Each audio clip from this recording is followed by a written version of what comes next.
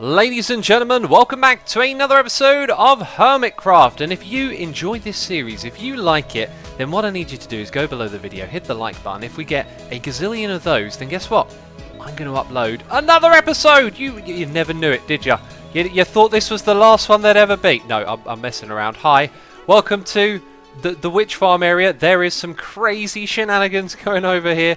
We got some redstone. I've got over 100 levels of XP. There's cobblestone in inventory. What is going on? I've probably given it all away already with the thumbnail and the title. I love to do that. I love to do that, don't I? I'm going to tease you with something and then it's already been spoiled in the thumbnail and the title. So you probably know what's going on here. We've turned this into an XP farm, a crazy XP farm, which has given me over 100 levels of XP. Now that's not the craziest thing ever, really, because we've got on 1,337 levels of XP in the past on Hermitcraft. Look at this right here, though. I mean, oodles and noodles of redstone. This makes me very happy. My supply was running a little bit low recently, and same for glowstone. That's all been taken care of. Now, in the last episode, we made our super smelter. Guess what? That thing's getting stocked up again. Crazy amounts of sticks for fuel for smelting. It's going to be awesome. But what we've done over here is converted our witch farm into a looting and XP farm. And I've actually been running this overnight with it broken. I went up top and found that the top floor of the witch farm was deactivated. So it wasn't even running at full efficiency. But anyway, what I do is I jump round this corner. This is very awkward. On occasions I make this jump. Not today. Not today. Let's go grab a pick and break this slab, because it needs to be there, because these little porky chops or steaks, they keep flying out to the side and landing on top of the blocks. Now what this thing does is it replenishes me with food while I'm standing here AFK, and that means that this little slot over here keeps filling up with steak, and the rest of my inventory is full so it don't go anywhere else. And I just sit here and I've had an auto clicker running and it just does this over and over again. And as you can see, we get looting on the drops and we get XP as well. We also get a couple of other treats from adapting this farm and turning it into a different type of farm. And we shall find some of these treats over here in one of these chests, I guess. So we got some potions. Sometimes we get water breathing. Sometimes we get health potions. Aha, and that's what I'm looking for. There's actually a lot more items over on this side as well. There we go. Some witch heads in this one. It was actually right as I started to use this farm for the first time that I got an advancement. I think I recorded that, so that might be on the screen for you right now. But I want to put this hat on because it looks kind of silly, right? Asuma the Witch reporting in. I mean, I've had the top of my head chopped off, or my hat even. I've got to say, that's kind of ridiculous, man. We're going to end up putting this on a villager in the villager project, which we're going to go and check out today. It's going to be superb, I tell you. Superb. But anyway, to get this farm running, I had to go and grab a whole bunch of steaks from our mushroom farm. Then I had to go and put it in the smelter, and that super smelter smelted us up stacks upon stacks of steaks. It was absolutely wonderful. And look at them all right there. Pretty cool, right? Anyway, I want to show you a little clip. I'll put a little bit of music to it of the recording of me doing the AFK stuff. Spit up really fast so you can see all the XP coming in.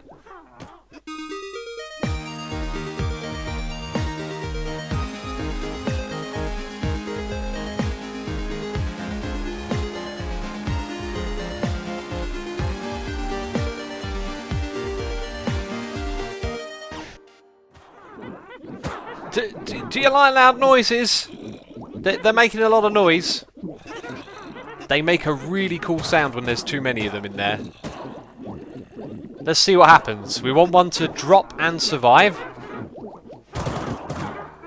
Yeah, that's the entity cramming thing, right? Anyways, I've got the auto-clicking macro script running on my computer right now. So if I press the right button, it will resume, and you can see that we are swinging our swords, and then we attempt to eat. So if my hunger bar down here is lower, it will eat automatically, which is cool. Right now it's stocked up though, so you can't see that in action.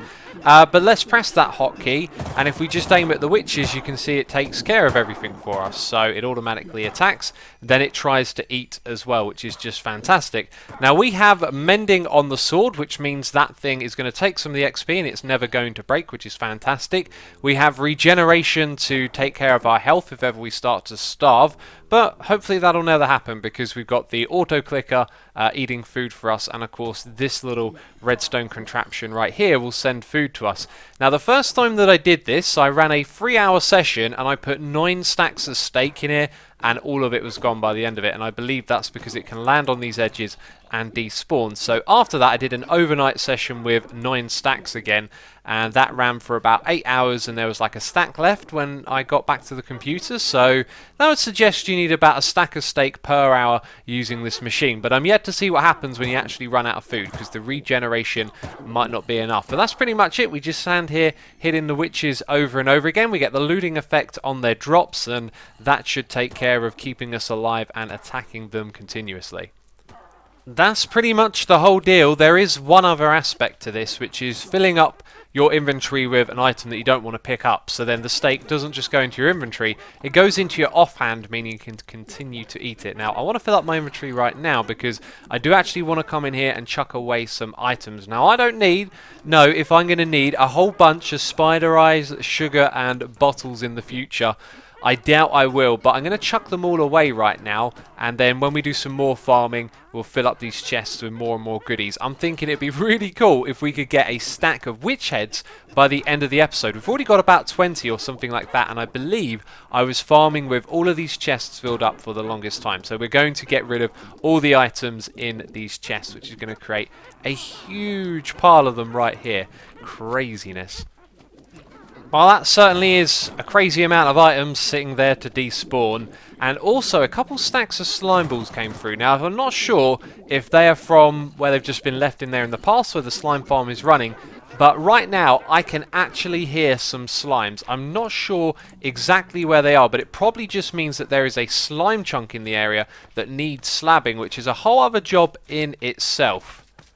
And it sort of sounds like they're in that direction, which is next to the slime farm that we have, of course. Let's pick up all of this gunpowder so we can actually put those blocks back in our inventory, and let's investigate. Well, I found the slimes in a cave over there, and I was thinking about perhaps slabbing the cave to improve the efficiency of the farm, but I'm not sure exactly which chunk it was a slime chunk. But it also got me thinking about the swamp up here. Of course, slimes can spawn in here, so maybe depending on the moon cycle, some of them would spawn on the surface as well, and that's a whole other job. And there's probably a lot more things we could do to improve the efficiency of this farm, right? But here's the thing. Half the time I'm using it, other players are online. Like, False was online a moment ago, and that ain't so bad because False is on a mushroom island, but when other players are online, of course, the rates of this farm is going to drop drastically. So I'm pretty happy with where it is right now. And if you see in this episode my XP levels rising, it's because I'm going to be coming back here in between recording and using the farm. But otherwise, we are done in this place for now. I'm going to pick up my stuff and we're going to head out of here. Gotta love a site like that, right? Crazy amounts of redstone. I was wondering, what could I do with all this redstone? If you've got any ideas for a project where you actually need crazy amounts of redstone, I'm your guy. I like the sound of that. That sounds like we could have a right bit of fun. Ooh. We are going to go and work on the villager mobhead project. And I used to go up there, didn't I? We've got all our villagers in the corner, the entrance is up there, but now we're kind of going into the area behind this bit. So on a live stream a couple of weeks ago now, I started work on this project, figuring out the dimensions. It took me like an hour and a half just to do this little bit right here. Now that's probably because I was streaming, so in reality it would have taken me about half the time, but still a fair amount of time to figure out where you want a shape like this to go. And it was all about just squeezing it into this space, making sure it didn't collide with any redstone or anything like that. And here's how it's going to work. So if you haven't seen this project before, you've forgotten about it, we've got the villagers hanging out in this area. One of them got killed by a zombie. There used to be a villager head for a parrot down there. In fact, we can hear the zombie because I captured it. So sometimes we have mob heads on the ground, sometimes we have actual villagers, so the mob heads will move around and look at you, which is just fantastic. But this desert over here, this desert temple, is going to lead to a new area. Another thing we need to do is make a little villager hut area where all our zombie villagers are going to go. That was my idea for that one. So going down into this area, we need a couple of new biomes. This is going to go down here somewhere, and then it's going to bring us into this area. In fact, I think I'm going to stick to that layout right there and say that the first thing we're going to have is a snow hut. A snow hut, people. An igloo. Eventually, the correct word came to my mind. So we're going to have like a snowy area over on this side that's going to have an igloo. Then there's going to be an ocean in the middle with a guardian temple, and that will have some guardian heads on it. And then one of the other things that we need in this area is a swamp for the witch head. You know what? I'm going to throw a few of these down because it's so horribly dark in this area. Need to light it all up, right? Now, the problem with grass in this area is that it's very bright, and swamps are always a little bit dark. So I wanted to put some of that alongside it, and I don't think it's really dark enough. It's also very obviously wool, but it's probably the better of the two, right? So that's one of the materials we're going to use for the swamp. That swamp is going to have a witch hut, obviously, and maybe that'll lead through to another area if we need it. Or we could have a corridor from this one as well. It doesn't have to just go between these two places. There are no rules. We make our own rules in this game, don't we? Now, that is the shape of an igloo, but then you would have blocks further behind it, and currently this bit here lines up with the wall, and it looks a little bit strange. So I was sort of wondering if we could get away with offsetting the blocks back a little bit, but having the sky come forward, and it kind of looks like it's going to work. When I say it out loud, it sounds like a bad idea. You may also notice that we got some crafting bench and chests here. This is just some leftover items from our project before. I'm going to move them at some point. Where are we and what are we doing? We're putting that there. We're removing that block, breaking these two, and then putting the snow like that. I'm not so sure that'll actually work. Maybe when there's more blocks like around there along the side here, it won't look so awful. Maybe. We'll see how that goes. I reckon we can pull it off. Now, the other thing that I want to do is put down a bunch of snow around here. All of this area is going to be covered by snow. We're going to use the snow layers so it's nice and cheap, and we can have some variation, which kind of adds detail, doesn't it? But I've also got a feeling that snow layers will melt. Can we put them on top of the light source? We'll do an experiment. We'll put a couple like right next to it and see what happens. Of course, light will melt the snow layers. I had an image after I stopped recording in my head of placing down torches on a field of snow, and of course it would melt all of it around it, right? So what we're going to have to do is basically avoid using light over here, which I don't think will be a problem. It'll be like the dark side over here, and then the ocean will separate it. However, the ocean is kind of a river as well, because it goes all the way over to the side here. So these islands will be a little bit more lit up. This one with the igloo is going to be kind of gloomy. And we're going to build it up a fair bit with snow layers, which is why out here I've placed down a snow golem on some soul sand. Now, maybe at some point this trick got patched, or I was thinking it could be that they can't make snow in the mycelium biome. That would appear to be so. You are now useless. Get out of here, you scamp. There it is, the old trick working its charm. We're now in an ocean biome, by the way, and let's check this out. Oh, that is so much easier. Thank goodness, that was one of the grindy things doing this game. So we just come down underneath the ocean a little bit, right? You can kind of see the project up the top there. And in this biome, of course, it's going to create snow. Awesome. So now we can create snow blocks and we can create snow layers and all is good. So our walkway here goes from 2 wide to 1 wide. A little bit dark, a little bit narrow. We might be able to make this 3 wide. There is a block in the way on the other side, and I think actually it would look better if we got rid of that block. So let's jump through here. Let's take a step back, and so far, pretty cool. Project is going in the right direction, but like I said, there's a block that we could do being out of the way, and it is that one there. I think what we should do is actually bring it down on the sides there. It just looks kind of odd at that point, and I need to pinch a few blocks from over on this side because I'm running low. I've been working on the roof, bringing it around. We haven't put any of the clouds in or anything like that yet, and that's absolutely fine. What I actually want to do, I think, is cover up those corners on that side, and when we cover up this one, I believe, there you go, look, the tunnel is right there. So maybe we can make the tunnel 3 wide, but taking a step back, I think, yeah, that's the way it's going to work. Now, I got some mob heads, and the Mini Guardian and the Elder Guardian are going to go on here.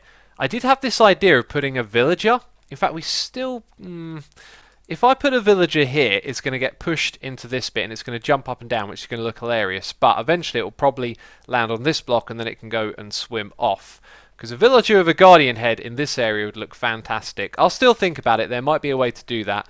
But that, I think, looks pretty cool. Now, when it comes to these two, I think the stray should definitely be a villager. But the polar bear, we can't miss the opportunity to put down a block and put the head on the front of it. You know, it has to go somewhere, and down at the front here, the snow layers are a little bit lower. Plus, it's going to need a snow block below the head as well. Otherwise, it's going to look really odd. So there's your polar bear. Maybe he's got a carpet. Oh, that's the snow layer. Maybe he's got a carpet on the back of him as well. That doesn't really do anything, does it? Boy oh boy, have I forgotten just how enjoyable this project has been. And I kind of lost my steam a little bit recently, right? Well, feel free to leave a comment on my videos, my Hermitcraft ones, anytime you like, reminding me about this project and to get crack on with it, because right now I am loving it, and we're just coming to the end of what we're going to do in this episode, and I really want to keep this going because it is so much fun. Now this is looking gorgeous, and it's ever so snug in here, and that's because, of course, this is a smaller sized sphere, but it's kind of just occurred to me that I've forgotten something over in the swamp. I kept looking at it and thinking, like, it needs one more detail about it. It needs a swamp tree, and I think we'll probably be able to put that in this corner here. But we've got the witch hut in place. Man, this thing looks cool. And then we've got the tiger biome over here, and this is where the stray is going to go. Now, this next bit, I've got to give credit to my buddy Tidmouth, who's been an inspiration with this project, always sending me tweets of really cool ideas. In fact, the whole tiger biome was Tidmouth's idea, and we're just going to throw in some snow just like Tidmouth did down here, which really works out quite well. And you probably want to throw the occasional one out over the front here like that as well, just to give it some of that variance. And also you see that we've got like podzol, we've got the light clay, and as we move around into the swamp we start to focus on the darker colours. Now the snow is melting, and this makes complete sense because there are light sources in here, and that's something that I've forgotten about, so I'm going to have to move those and balance them. But back here where the trees are, everything should be good. Now what Tidmouth did, which is kind of crazy, and I'm not sure if I'm going to be able to pull it off the same way, is use a lot of white glass in this area, and it kind of gives you that feeling of snow falling down, which is awesome. We absolutely want to recreate that, but I'm not so confident I can do it as well as Tidmouth did. So there was glass in his tweet on the grounds, like underneath the trees like this, around the sides of them, up the top, sort of all over the place. And one thing we haven't done in this area is put the clouds in yet. Do you know what? When they create a line like that, I don't particularly like that. But yeah, we're just going to throw this stuff sort of all over the place and then step back and see how we feel about it. Like I said, I'm not sure I could pull it off like Tidmouth did, and I don't know. I kind of half like it, half don't. It takes the shape out of the trees, unfortunately. Maybe I've just gone a little bit overboard at the front here. Maybe just taking out one or two more of these bits in certain places might help. I'm not sure. We also have no clouds in this area yet as well, which is going to make a big difference. Although I kind of like it not having clouds because it's like a clear sky. So maybe we'll leave it that way. But when it comes to the swamp over here, and speaking of leaving it that way, leaves. Okay, that was a terrible pun. They're going to be that kind of colour in here, right? And swamps are usually quite dark. So putting a tree in this corner here, it's going to look like a regular tree and not a swamp tree. So I'm not really sure what to do about that. And I really do feel like this is missing something. So if it isn't the tree, maybe there's something else that we could put in here, like a slime. And I'm not sure if we put a slime anywhere in this place yet.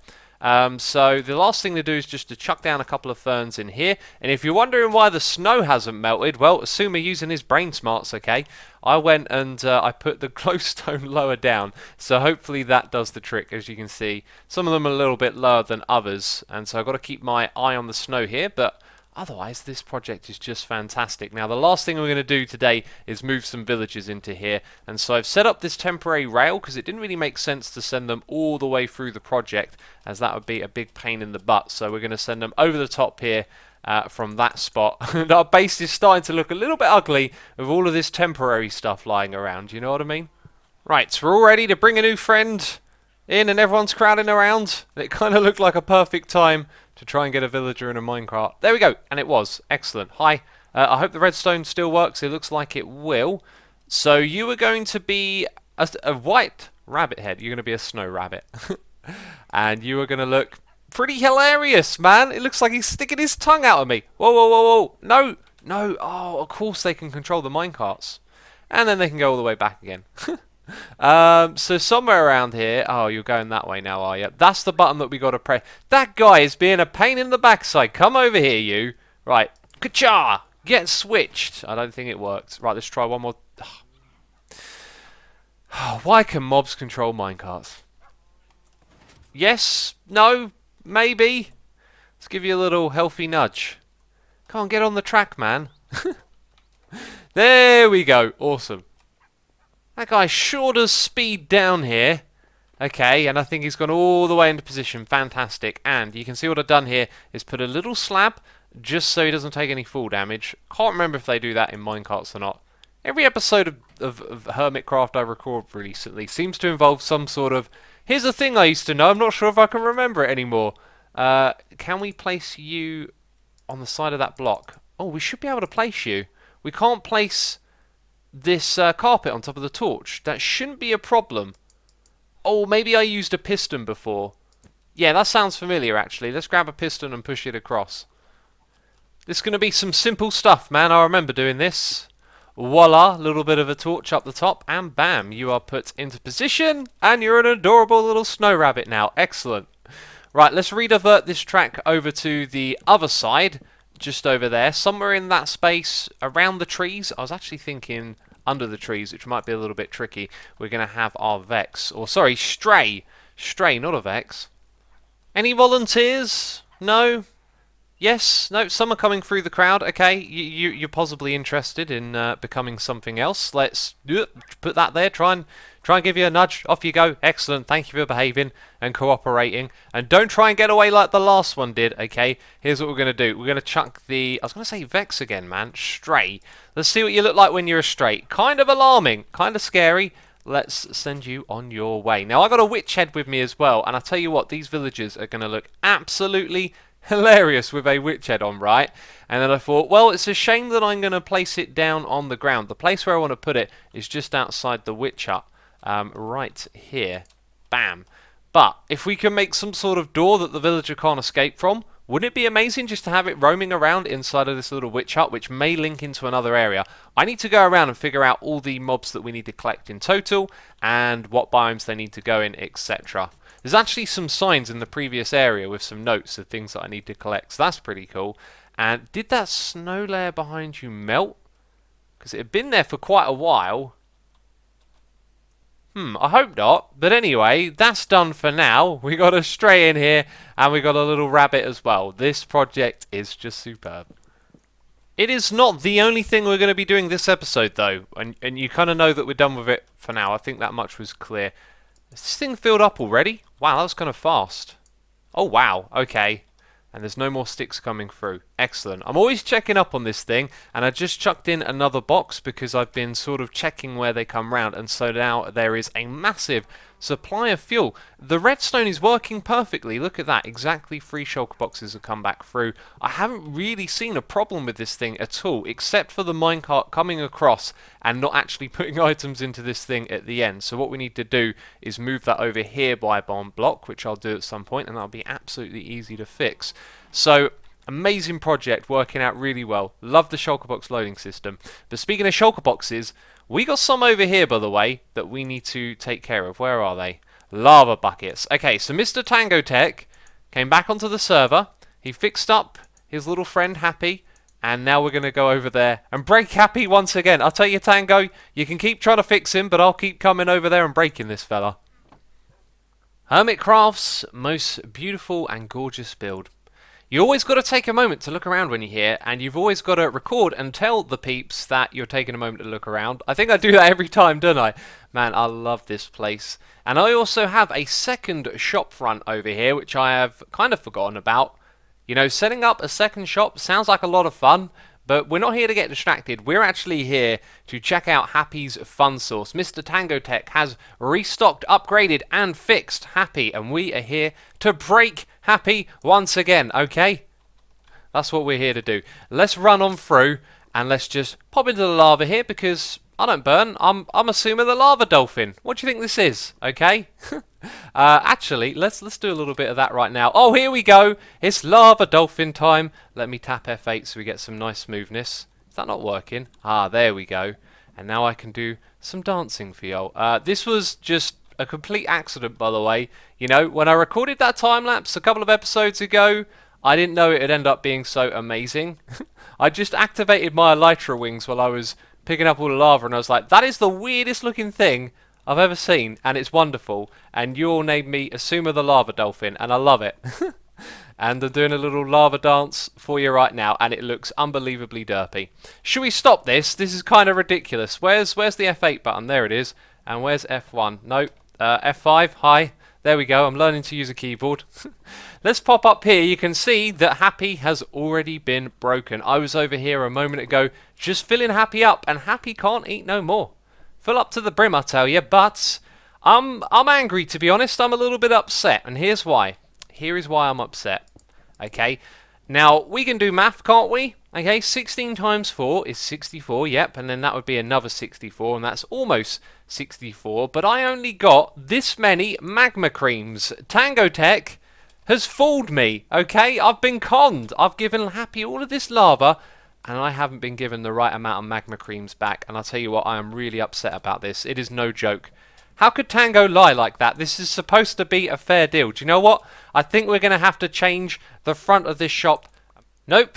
No. I changed my mind. There's no actual shop here. I mean, a shop is a place where you trade one thing for another, right? This was just a place to deposit lava for somewhere else. And, you know, I want my magma creams. And let me know if you think I'm being too harsh here. I don't think this is particularly unfair. They're just, you know... There isn't a shop here. Speaking of shops where one person provides, you know, a service for another person in exchange for something, which I haven't actually called in anything for my my storage systems that I've built yet. I'm holding those favours. We got plans for the future.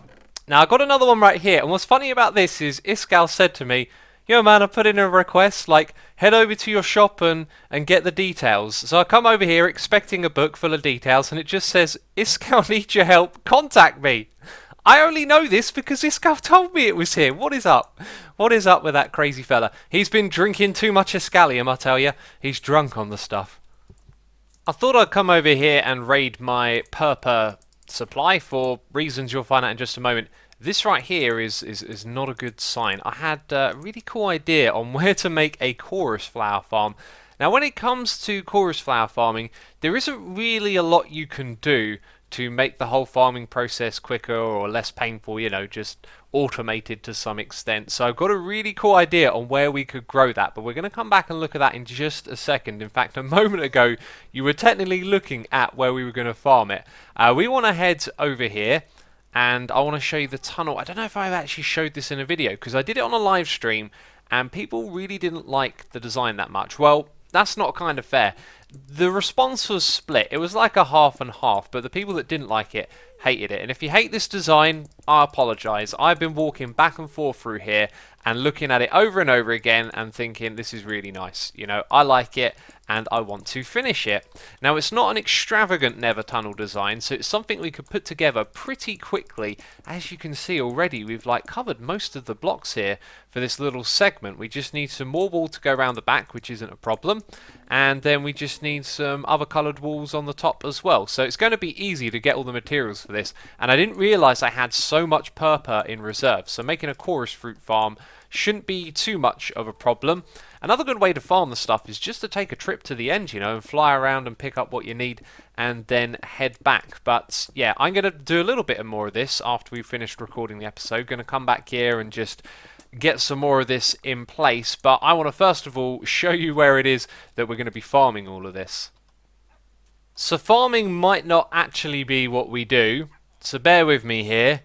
This space behind the wall, I kind of think it'd be cool to have some big old plants growing up into the sky. I don't know if the colour's going to work, but I thought that could perhaps be a place to go and build this. And we'll probably only put it on one side, like in this section and that section, and leave the other side clear. Now over here I made a little staircase for me to get up the top. So what I've gone and done is I've spaced these out 3 at a time and just put them like that, right? And then they slowly kind of curve around with the wall, and then over at the end here I extended it a bit further, and I think that could be a nice kind of layout for this. But if we were to use it as a farming station, then we're going to need to build some sort of platform around it to collect all the drops, right?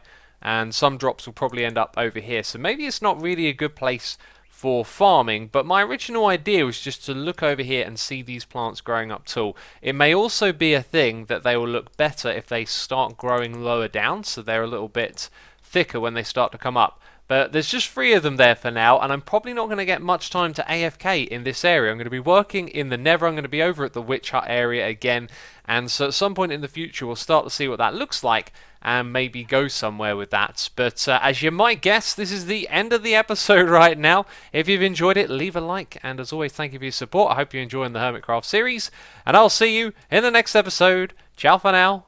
Bye-bye.